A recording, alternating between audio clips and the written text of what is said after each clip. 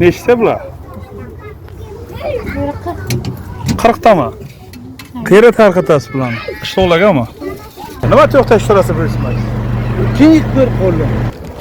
Ichgansiz? Joriy yilning 28-aprel kuni Romitan tumanida yo'l patrul xizmati xodimlari tomonidan Isuzu rusumli yo'lovchi tashuvchi transport vositasi to'xtatib tekshirilganda ushbu haydovchi mast holatda 40 nafar maktabgacha ta'lim tashkiloti tarbiyalanuvchilarini tashib yurganligi aniqlangan.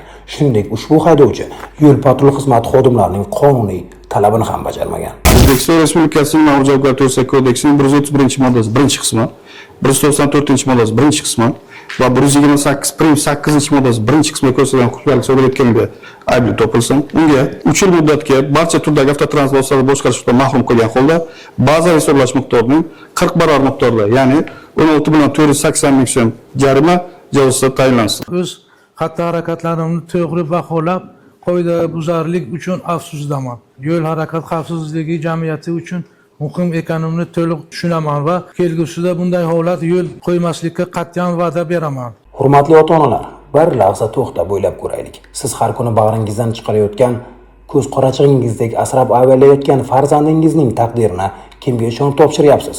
Ularning taqdirichi, hayotichi, orzularichi? Birgina haydovchining befarqligi, birgina haydovchining mast holatda rulga o'tirishi ularning hayotini kulga aylantirishi mumkin-ku. Ushbu holat barcha ota-onalarni o'ylantirishi kerak. Xulosa o'zingizdan.